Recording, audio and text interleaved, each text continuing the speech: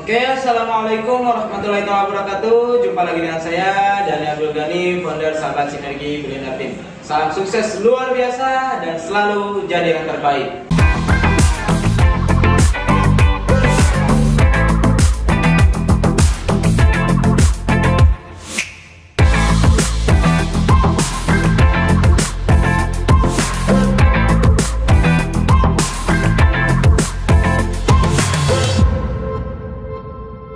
Oke teman-teman semua, kemarin kita sudah belajar tentang impian, keyakinan, tindakan, kecepatan ya.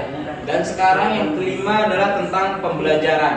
Nah, sehebat-hebatnya kita dalam tindakan, sejago-jagonya kita dalam tindakan, sesering-seringnya kita dalam melakukan yang konsisten, seyakinnya dengan tindakan. Tapi kalau misalkan kita enggan untuk belajar, kita enggan untuk memperbaiki diri, gitu, mengupgrade ilmu, maka suatu waktu siap-siap aja kita akan terjatuh. Maksudnya bagaimana?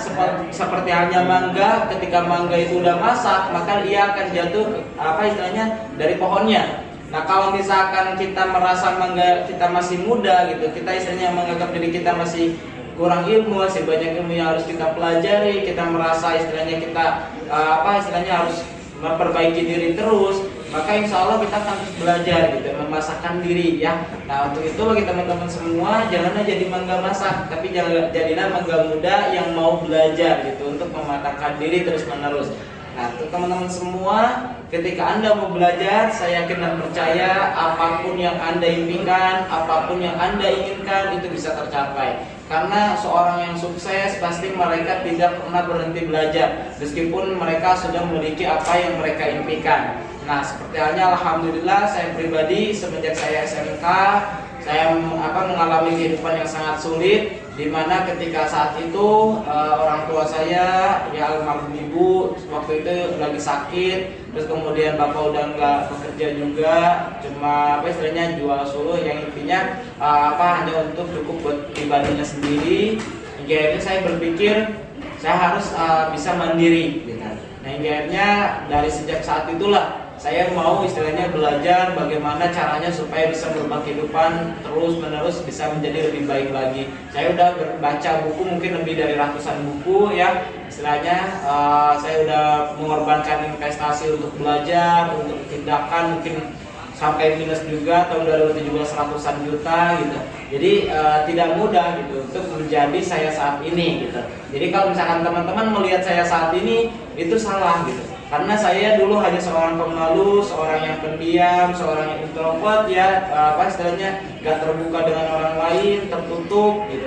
Terus kemudian gak jago sosialisasi, gak jago ngomong dan lain sebagainya. Tapi saat ini alhamdulillah semuanya itu berubah.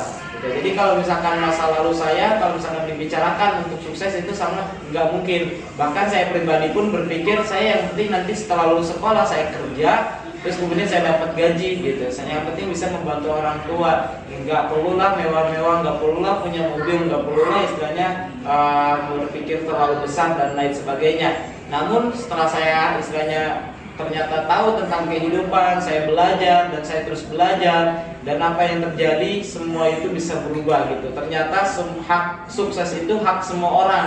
Jadi Anda juga memiliki hak untuk sukses. Cuma pertanyaannya, tidak semua orang memiliki istilahnya kemauan gitu untuk memperjuangkan haknya untuk sukses. Karena kita semua modalnya sama ya. Ketika kita lahir, kita istilahnya nggak pakai apa-apa, kita hanya menangis gitu. Tapi apakah kita istilahnya ketika keluar, ketika kita lahir, istilahnya kita langsung ditaksir oleh orang tua kita, ini mah bakal jadi leader network marketing, wah ini mah bakal istilahnya sukses, wah ini mah bakal jadi dokter dan sebagainya. Enggak mungkin bisa ditaksir, karena istilahnya tergantung kita juga gitu ya.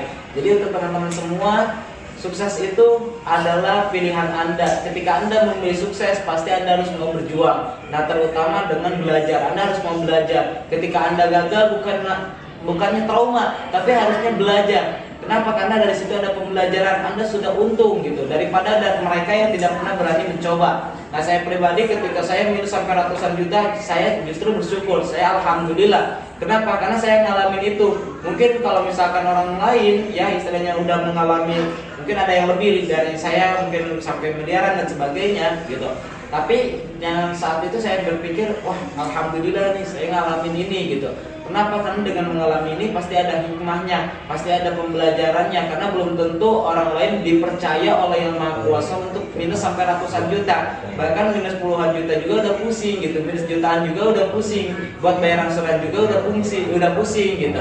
Nah saya pribadi sampai ratusan juta. Nah di situ saya bersyukur. Jadi untuk teman-teman semua, bersyukurlah dengan apa yang telah terjadi, terus kemudian belajar dari apa yang salah gitu. Saya waktu itu minus ratusan juta karena kesalahan saya sendiri. Saya nggak punya pengalaman di bisnis, tapi saya nekat orangnya gitu. Saya mau mencoba, tapi ternyata karena saya mau mencoba terus menerus, akhirnya apa? Saya menemukan peluang bisnis eco racing yang akhirnya bisa berubah kehidupan saya. Nah mungkin ini adalah jawaban juga untuk Anda. Eco racing ini adalah jawaban untuk Anda bisa sukses, bisa merubah kehidupan. Yang terpenting apa? Anda jangan pernah menyerah, jangan mau mengeluh gitu, jangan mau istilahnya menyerahkan diri Anda ke nasib. Nah yakin karena Allah akan merubah nasib kita ketika kita mau merubahnya. Oke, untuk itu bagi teman-teman semua yang melihat video ini, jadi jangan hanya sekedar impian, jangan hanya sekedar istilahnya tindakan, jangan hanya sekedar kecepatan, jangan hanya sekedar keyakinan, tapi dasari juga dengan pembelajaran, dasari juga dengan ilmunya. Karena istilahnya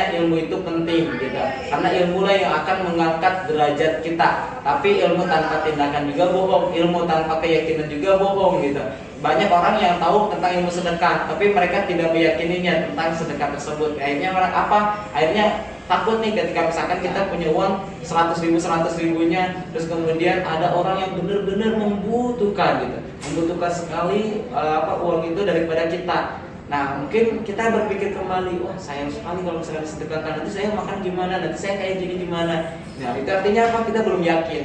Jadi ilmu juga penting dengan keyakinan dan juga tindakan, dan juga istilahnya kita memiliki harapan yang terbaik kepada Yang Maha Kuasa.